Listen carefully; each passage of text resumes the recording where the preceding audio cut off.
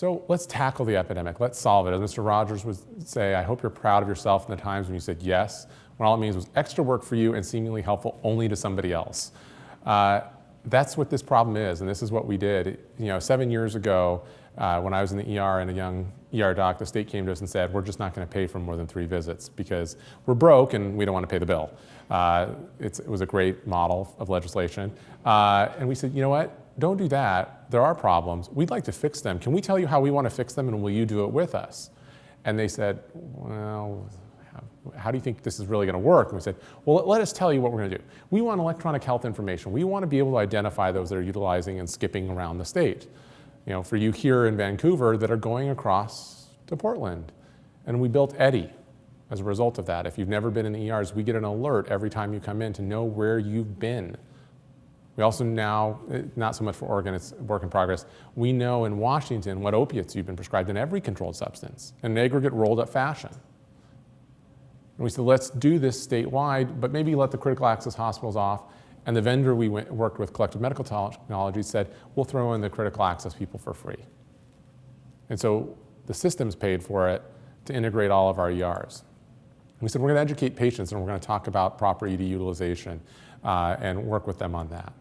We're going to put up a poster that educates them about our opiate policy, which got in a little bit of trouble with CMS, but I go with the drive it like you stole it philosophy. Until somebody yells at you, you might as well do the right thing.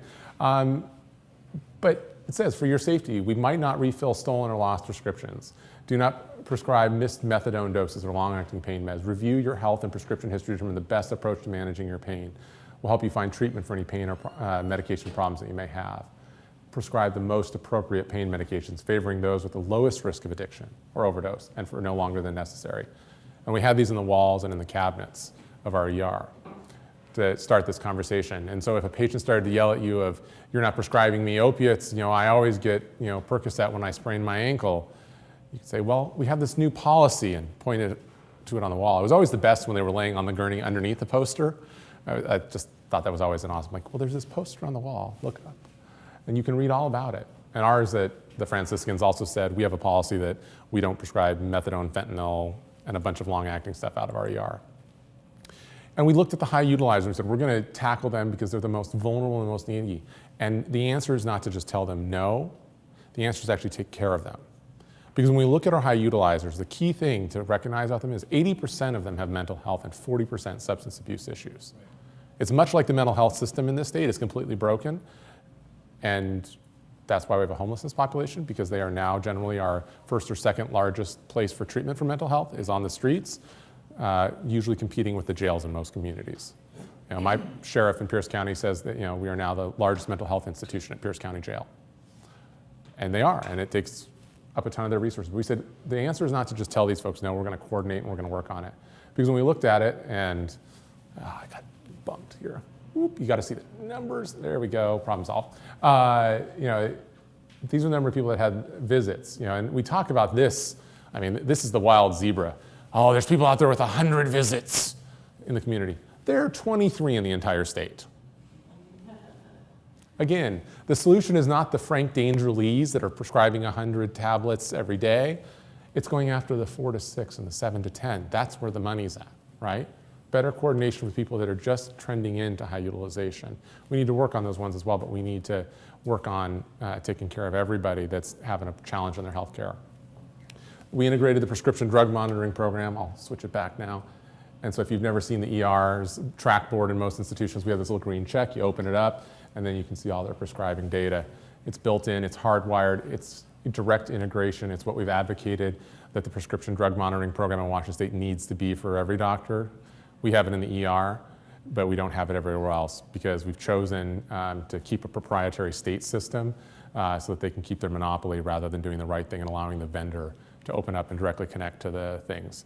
We got an exception built for this program built into statute, but we really need to open that up so that every Epic can just connect in, or every Cerner. You guys Epic or Cerner down here?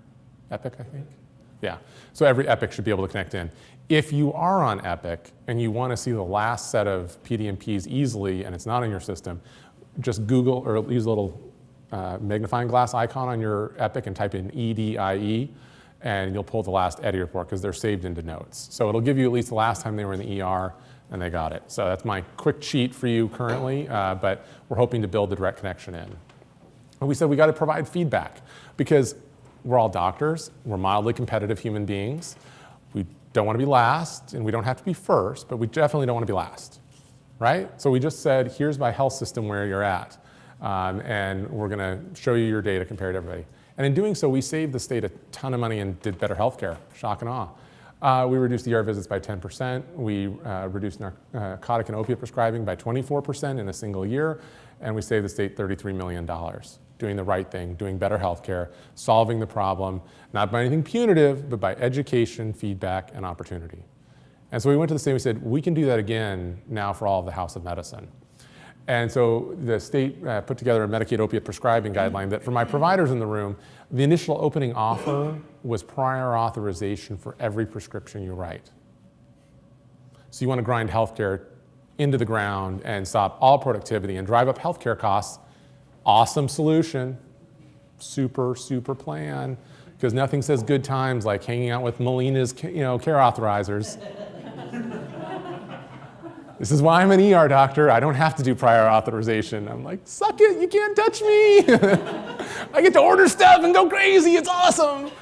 But the day I have to do prior authorization as an ER doctor, my eye's gonna get twitchy. But we said, let's not do that. Let's step back from the ledge of crazy and let's try to do something we think we can do together. And so we sat down with them, we worked with them, and we said, we want to do three things. We want to do prescribing guidelines, we want to support you in that, but we want to do feedback reports. We did this, it worked, and we want you to focus on MAT. And so we came up with an agreement that for acute uses, for kids under 21 again, because of EPDSD reporting requirements, 3-day supply, which is 18 pills at 6 pills a day. Okay? For adults, 42, which is a 7-day supply at 6 pills. So just remember 18 and 42.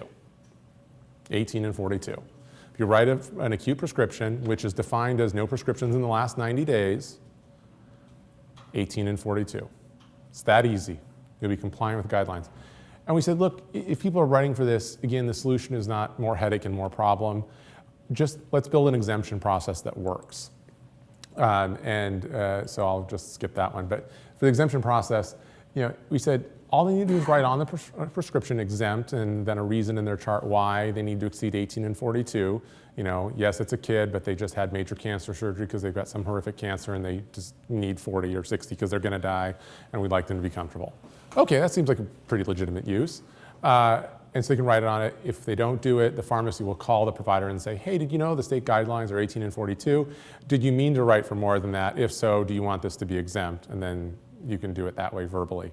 And we got an agreement that hospice, end of life, palliative care, and those on active cancer treatment would be exempt. So we built a policy that I think actually puts some reasonable guidelines in place, lets us track and trend, and then has some exemptions that doesn't impede clinical practice. Common sense solutions, it's crazy. We talked about a MED limit a day. It was going to go live, it didn't. I expect we'll probably get back to that conversation on the road. So what are we doing with this feedback report program?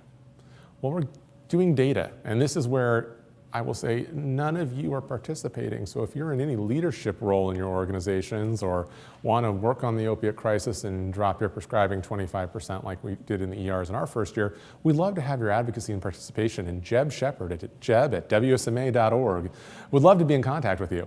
But we put together a task force of people to work on this issue, spanning our region, and both from the hospital and the medical association, ER doc, child psychiatrists, family physician, CMOs, pharmacy officers.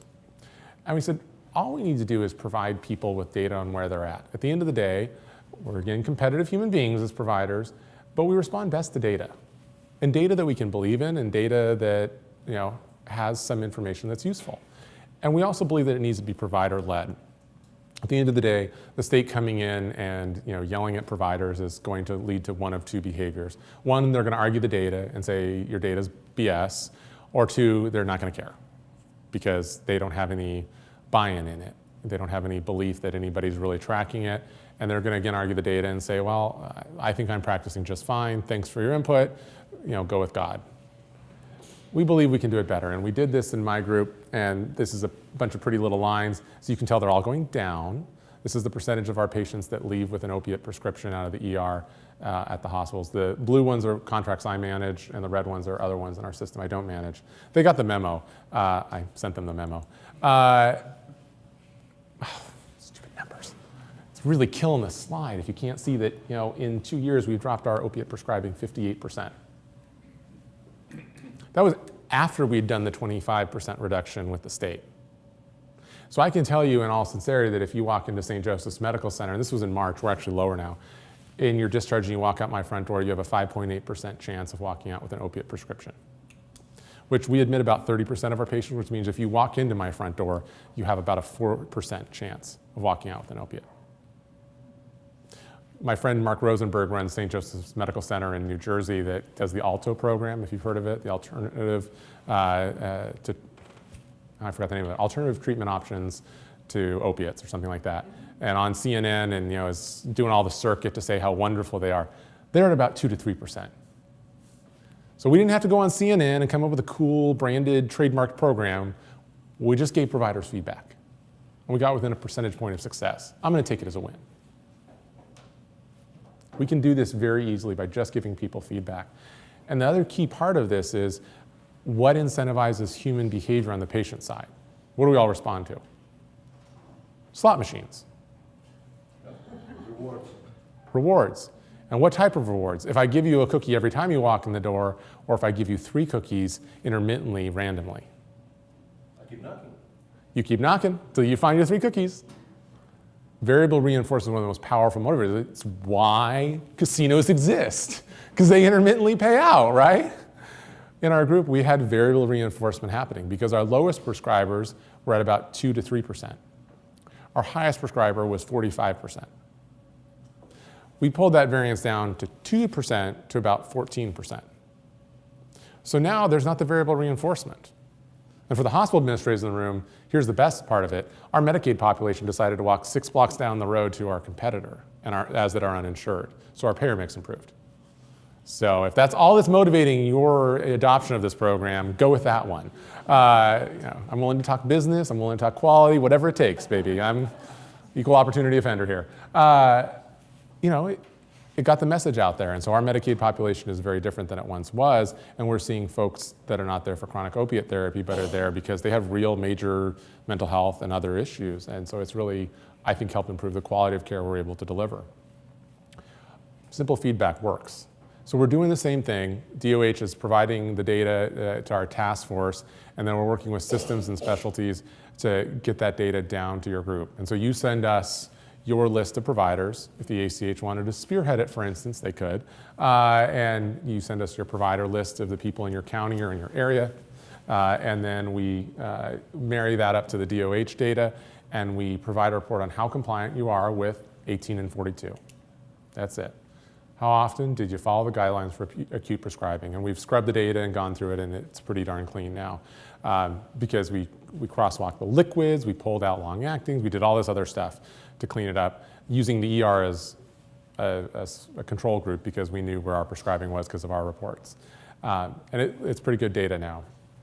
And so we're able to look at how things are going. And I will say that we've now got about 13 systems on board. This is not even up to date.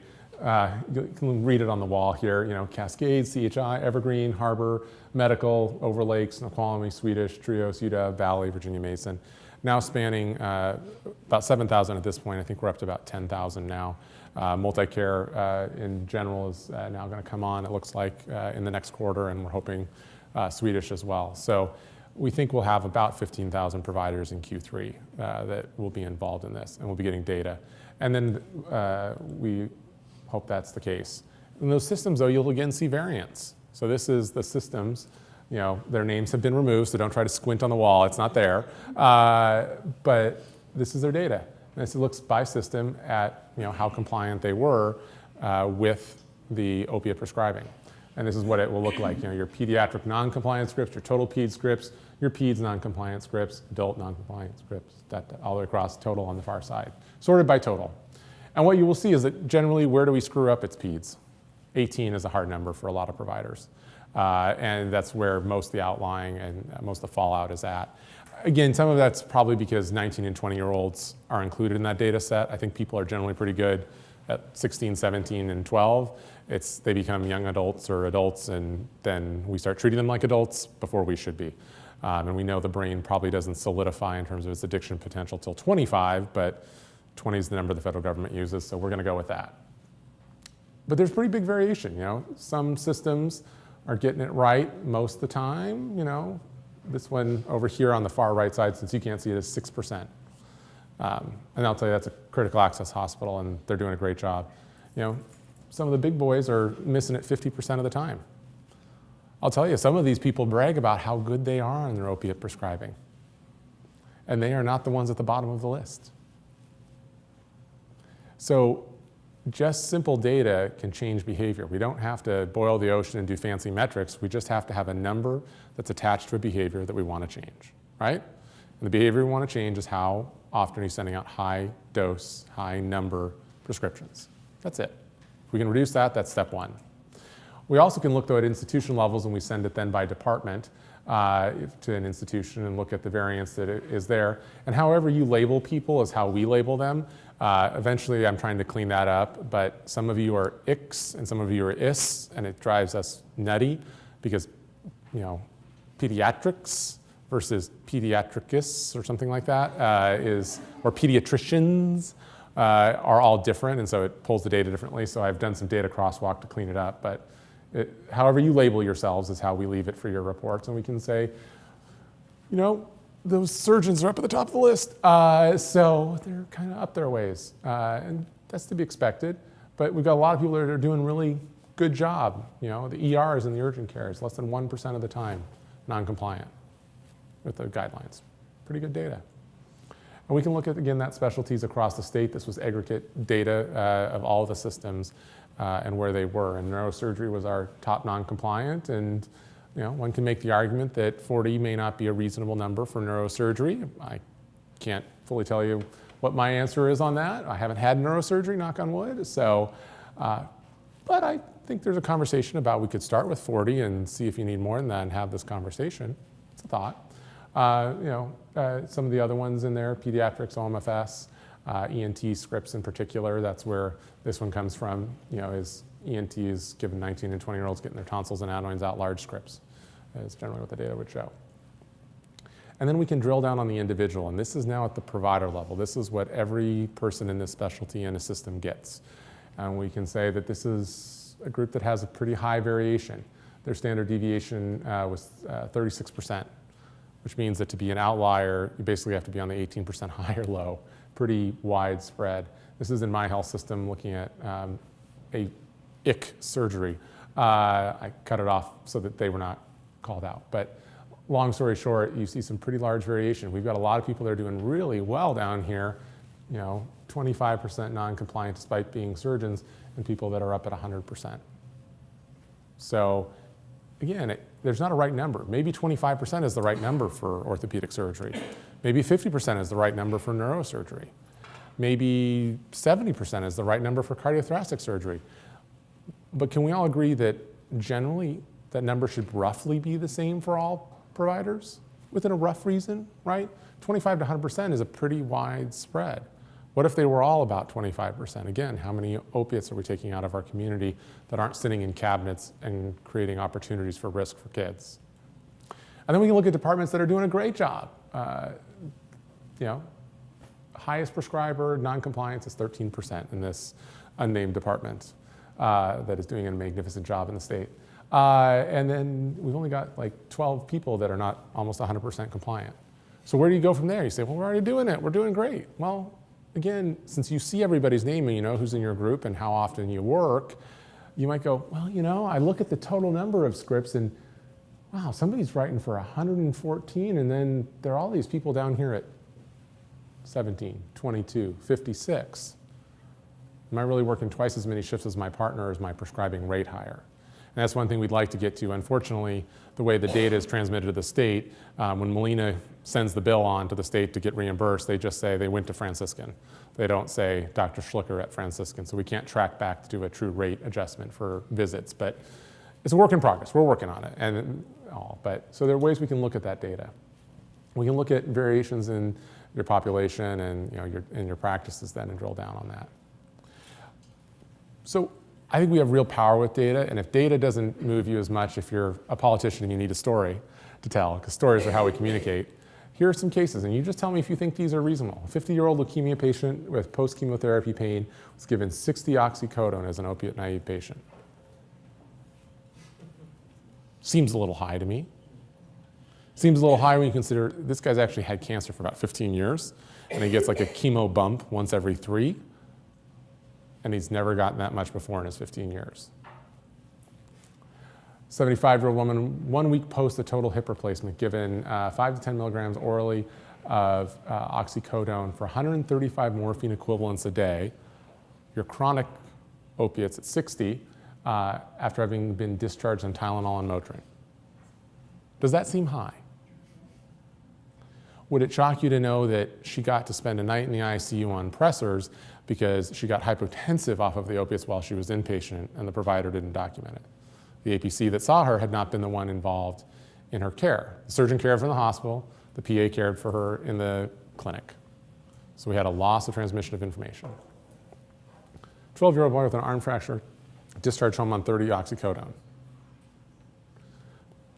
Numbers better, at least. I can buy that, but dude, I broke my arm. I got Motrin, Tylenol, and a warm hug, and nachos at Taco Bell at 2 in the morning. That was the best medicine.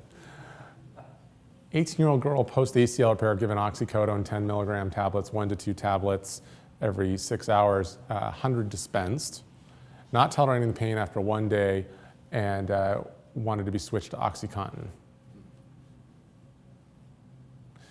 And oh, by the way, we're not going to reevaluate the patient. We're going to send them to the urgent care and call the urgent care doc to see if they will prescribe the OxyContin. Because again, we can't do it over the phone, we can't fax it in, we can't email it in. So we're going to see if another provider will do something incredibly stupid. Thankfully, the other provider was my wife, so she said, no. But craziness, right? Like seriously, that to me is crazy, that we would do that. Uh-oh, now I'm going backwards in time. Oh, there we go, we're going forwards again.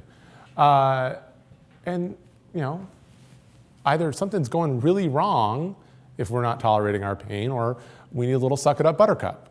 Either way, we probably should be reevaluated by our surgeon, right? Okay, we're still going backwards in time. Okay, we'll go forwards this way now. 65-year-old woman, this is my favorite. Post-total hip replacement, given 100 Percocet, 5 milligrams, gets nauseous after the first dose, is now given 100 more tablets of Vicodin, 5 milligrams, nauseated after the first dose. Now what?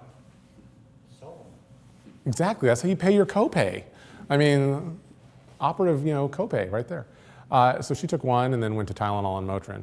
When she went back into the doctor with the Percocet, she said, hey, can I give these back to you? And they said, oh no, we don't have any way to dispense that, you keep those. So now at least we're gonna do drug take back, right? We're doing it in every pharmacy, and we're making sure there's an opportunity. Because to be fair, they don't have a way to dispose of it, short of pouring it down the drain. And we already have Prozac in the water supply. Let's not put Percocet there next to it. All right? So we need safe ways to dispose of this. And so most places, we just had National Take Back Day last Saturday.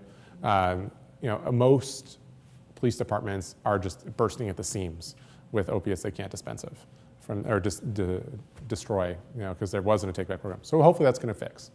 And I gave a lecture with her actually on controlling the opioid epidemic in Tacoma about 6 months ago, but that was by far one of my favorite stories.